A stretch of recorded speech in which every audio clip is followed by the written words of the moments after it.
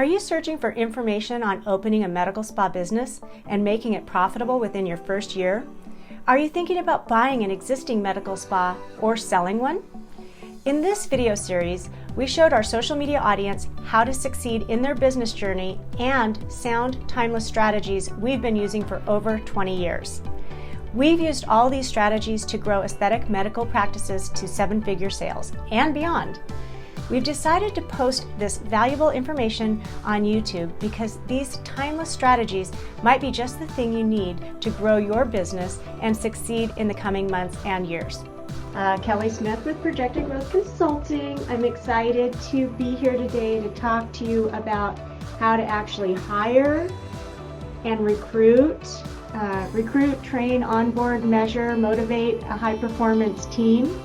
And I'm going to share with you years of experience of what I have been able to do with my own team. And sorry guys, a message came up and I thought I was running into a problem with my connection, but my connection is good. That's good. Okay, so today, my goal is to talk to you about why it is so important to hire slowly and fire quickly. I want you to take a guess. How much do you think a bad hire can cost a company? When you hire the wrong person, what do you think? What do you think, you should be looking at?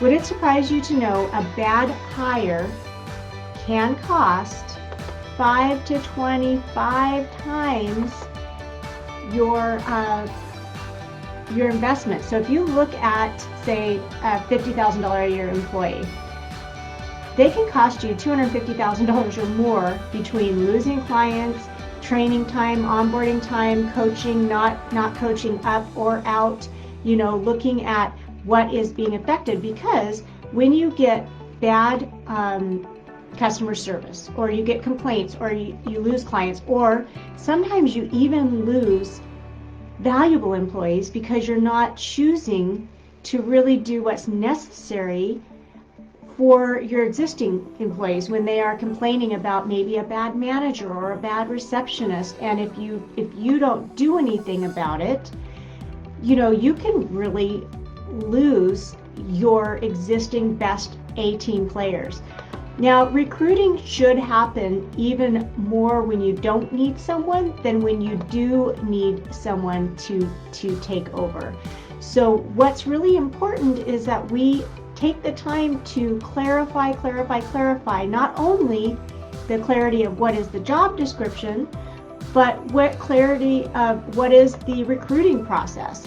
What is your onboarding process? How are you coaching and training? How are you measuring performance? So just like anything else, it does really matter what you are willing to do to prepare for success. Okay, so we're talking about preparing for success. How do we prepare for success? Well, we do that by what I'm just talking about, clarifying what is your job description. What is your process for onboarding and hiring and recruiting and training and correcting? How do you do that? Well, you do that from preparation. So clarity is my number one word that we're going to talk about here. Clarity. And that is clarity of what is the actual position that you are hiring for. That is where it starts. So a good position description shows what the schedule will be, what the mission or goal of the position is, who they report to, their start time, their end time, their individual responsibilities, and most importantly, what statistics or measurements can you use so that you can be working, on building and coaching and nurturing the best person possible. So, number one, clarify that position description in detail with exactly what your expectations are, how you will coach them, and how you will measure their success. Hopefully, with that measurement system and performance-based hiring system, you're able to incentivize or bonus based on good performance. But if you haven't identified how you're going to measure that, then you are not set up for success. So I'm going to divide this into 3 areas. The 3 areas are recruiting, onboarding, and then coaching and high performance coaching. Coaching your team and the individuals. So those are the 3 areas I'm going to talk about. So in recruiting, as we start with that, what I want to mention is that you really need to be able to sit down and create a plan that everybody understands of how you are going to do this recruiting. And what I will tell you is that recruiting is one of the places that I find that people don't allow any time for, because we wait to hire until we're absolutely in dire straits. So like I said before, if you can keep a roster going of some people that interviewed last time that you didn't hire, that you want to keep in touch with, or as you get new people, you should always be interviewing and starting the process. So let's go back to process. Are you going to use something like LinkedIn as well as your social media platforms? Are you going to reach out to your reps? Are you going to bonus your employees for sending you someone who turns out to be a good hire? That is my number 1 recommendation, is set up a way to where when your employees refer someone and they are hired on with your organization and they become permanent after 90 days, a really attractive bonus would be a great way to build your team, and it's something that I've used from the very beginning. Because the people who know who I should actually hire are those people on my team. They're the people who are already successful with my company, that understand my company culture, who want to work with people who are like them. And that is my favorite way to find new employees, is referrals from my existing team. Next, I will say using Indeed and social media platforms and emailing your client base is a great next step.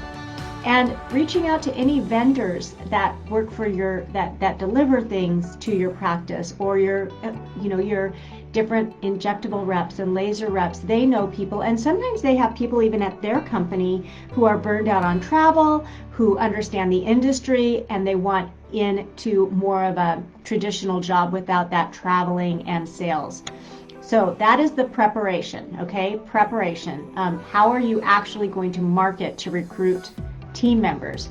The next thing is process, and that is, how are you going to go about that process? Well, the first step, like I mentioned before, is clearly create a good position description, and that is schedule, who they report to, their specific duties, their measurement matrices, the overall mission for the performance of this position. That is not only good for the future employee or the prospective candidate, it is so valuable for you and for your manager to really know what behaviors you are rewarding on and who exactly is doing what part of the projects.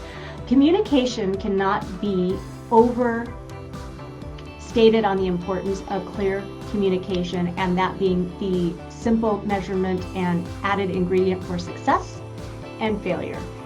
That's why last week I talked to you about how to have effective meetings, because communication is the weakness for most small companies. We don't take the time for regular meetings. We don't define position descriptions clearly.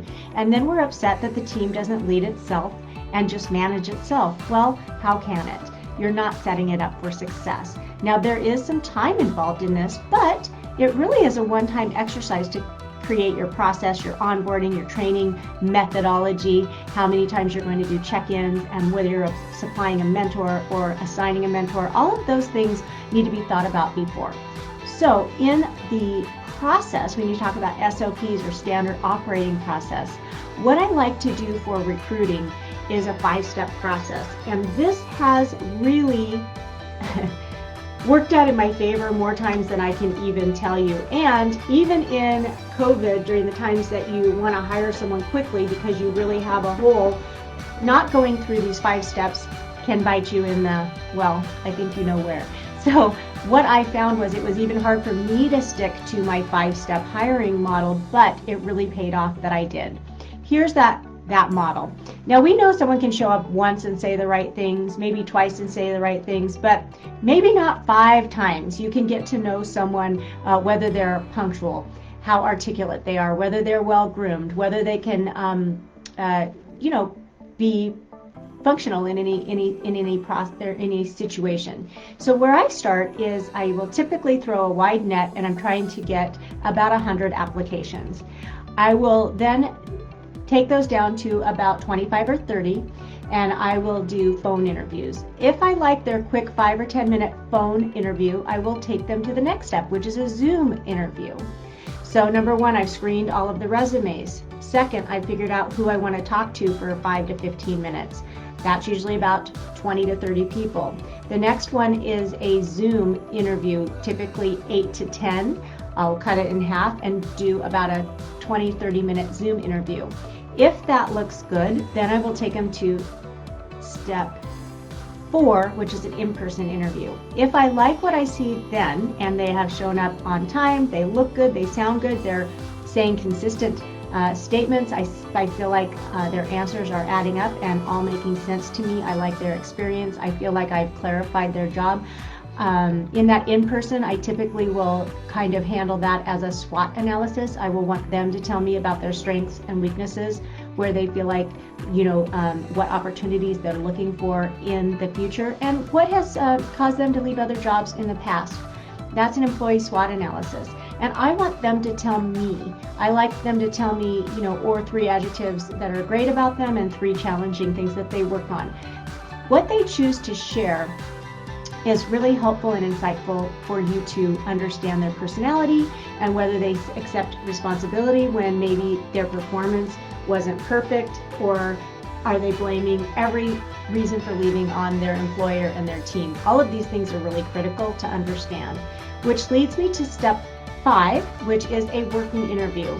Anywhere between 2 to 4 hours of a working interview. Typically, I'll pay a training rate of $15 or $20 an hour for that. I will just give them a check at the end of that time in the office, because I want them to know if the company culture is right for them, and I want my team to let me know if this person is a good fit for our company. Okay, so that's my 5-step interviewing success framework that has done me well for years and years and years. That is a hard thing to stick to, because when you are desperately needing a new receptionist, it is hard to go through the process. But it's even more important now than it used to be, because we've got a lot of people out there that are just kicking the tires, and they'll come for the virtual things, but they may not show up for the in-person because perhaps they're getting unemployment benefits and enhanced unemployment benefits. Maybe they're just using you to check a box. So now when you feel like there's a labor shortage, you might think, oh, I think I will just skip some of these steps and get someone in right away before someone else scoops them up maybe. But I will tell you that this system is more important now than it even used to be before. And it will get those people who are not serious to fall off of your sifting protocol in this 5-step section. We don't appreciate things that we don't work for. So if you know that you're going to go through a process of a phone interview, a virtual interview, an in-person, and a working interview, you realize that these people are serious about finding the right person. And it lets you know that they're investing their time and putting the importance where it should be for expanding their team or replacing something that did not work out in the past. So you immediately get respect from that. I like to pace things quickly, because I know once they get into the office, we're going to move quickly. So I like having to see, can they get on a Zoom meeting? Do they show up on time? Do they understand technology? Are they emailing back and forth? All of those things are critical, so I move quickly. I might do my phone screen interviews on a Monday, and on Wednesday I will do my Zoom interviews, and on Thursday I'll do my in-person, and on Friday I might do a working interview or schedule that as quickly as I can. I do like when they tell me that they need to give 2 or 3 weeks notice. Is that convenient for me? Absolutely not. But do I know that that is going to be something that I will value if they decide to move on from me in the future? So we're talking about clarity, of your goals and your process. So that first part, like I was saying, is the recruiting, the advertising, understanding that you're clearly putting your position out there and that you know what you're looking for. Then we're going through the process of interviewing and then onboarding. Now that onboarding, it's really important to have a checklist so that you get all the necessary paperwork, so that you do your you don't forget a step, because there are a lot of steps in hiring. Perhaps you want to do a background screen, criminal screen. I do always recommend going through their social media. If I'm going to do a Zoom interview with them, I'll make sure that I go into their social media and get an idea of who I'm meeting with as well. I always like to throw in a couple unexpected questions that are sort of quirky. Things like, if you had a whole day to yourself tomorrow and didn't have to do anything, what would your dream day look like? I want to ask them a couple unexpected things that require them to think on the spot, so I can see if they're nervous under that pressure. It gives me some insight into what they really like to do on their alone time, because they didn't really expect that question. And there's a lot of different resources that you can go to look for unusual questions to really understand people's personalities in an interview. Calling their references, yes and no. People can really say, they're only supposed to say whether they're eligible for rehire or not. I do feel like when people give references, there's a pretty good chance that anyone you're going to call on that list is going to be positive. It's still worth doing the exercise, but realize that we're only going to put the people that are raving about us on that list, most likely. That brings us to when I do the offer. I will offer them a 90-day contractor position that can turn into an employee position after the 90 days, because I want them to realize that in those first 90 days, that's their time to learn the job and to figure out if they're part of the team, as well as the team to figure out if they are the right team member. That really sets up clarity to let them know that we are going to train you quickly, follow up. I do weekly coaching meetings. I assign them a mentor, and that's part of the third step of the process of what do you do with a new hire? How do you set them up for success? I really feel like a mentor buddy, as well as their department manager is super, super helpful. I like to do daily check-ins during week 1, every couple days during week 2. Then we can move to weekly check-ins as they're doing their training. And I do a 90-day review that I put on the calendar right when they accept the position. And then I do another one at 90 days after that. And then I go to every 6 months. And that will work fine as long as you're doing weekly department meetings and monthly staffing meetings. So between the last Facebook Live and this one, I'm laying out the basic structure of how to coach and mentor a high performance team. It's better to hire slowly and fire quickly, because it can create problems with your other staff. When you keep someone on staff who's not performing well, it diminishes the company culture and the attitude of those people who are on the team who are working really hard. Retention is one of those things that can affect your profitability so quickly, it would make your head spin. However, it's not as direct of a percentage of income as other indicators, so sometimes it takes a long time to figure that out. But if you're constantly in the training and recruiting and training and recruiting, you are losing your margins. So it is up to you to create a way to groom and nurture and improve your staff, either coaching them up or coaching them out. So when you notice that there's a challenge with performance, just as everything else is so important to have a process with, you need to let them know, okay, well, this was your job description. These are the statistics that we're measuring performance by. We're having some concerns in this area and this area. So what I'd like to suggest is we get together once a week. We talk about 3 things you can do to improve it and 3 things that needed to be corrected. And then we will do that weekly for a couple weeks and see if we can turn this around. And that will let us know whether it's really the right fit for you and for us. Now, maybe you're going to meet with them every couple of days. Maybe it's every day. The quicker that you set up the goals for them to improve performance and be measured and be coached, the faster you're going to get the improved performance, and the quicker you'll have your answer of whether this is the right hire or not. I do use that 90-day contractor term loosely in that I know from my team Really, it's in that month 4 and 5, right before month 6, that they totally start firing on all cylinders. So that contractor time frame might be different in one office or one job from another, because it's not always going to be 90 days and they'll understand it. But having something laid out clearly when they're hired that says, we'll focus on this during week 1, this during week 2, you'll have a mentor for 90 days that's so-and-so, your manager is this person, I will be following up with you at the 90-day mark and at the 6-month mark in order to see how you're doing, but your manager will be meeting with you daily during the first week, and then a couple times a week during your second week, and then probably move to weekly. And I will show you this checklist of the proficiencies that we're looking and the time frame that we're looking. Here's a fun fact. We've been a virtual company for years, and one of the things we set up was a online course. We use Teachable as our platform of choice to develop courses, and we have an onboarding course for new staff members. We have one for facilitators and one for social media managers. We also put them through all of our courses that we use to train our new clients so that they can experience our company as a client, but learn everything that we utilize in our systems. So, processing and scaling is all about clarity and SOP, standard operating processes, right? So let me recap.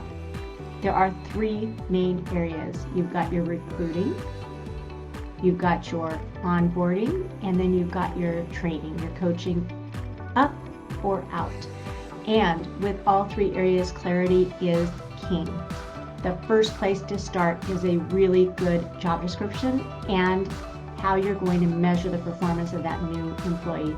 The next step is to figure out how many resumes you want to get and how you're going to get those and what process you'd like to put them through. I often have people submit a video of why they want the job or some sort of teaching about the industry so that I can get a feel for their level of technology as well as their level of professionalism, because my team goes out and talks to people. So when you set up your process, think about what your team needs to be successful at, what skills do they really need to have in order to be a superstar on your team, and perhaps incorporate some of those things into your interview process. And yes, it is a process. Even nowadays, you don't want to hire too fast because one apple can spoil the bunch. That working interview is a tip that I hope you take to heart, because that is really where the rubber hits the road. And oh, it's so disappointing when you've gone through this whole process and you bring someone in for the working interview and sometimes the team does not mesh and they don't love that person. That's why it's important to do at least 3 to 5 working interviews so that the team will be able to make a good choice. And even in this day and age, I've been able to stick to that program and it has worked really well for me. And occasionally, you will lose someone in the process, and losing them in the process is so much better than after the hire and and you've made the investment into training and time and cost and team members, blood, sweat, and tears.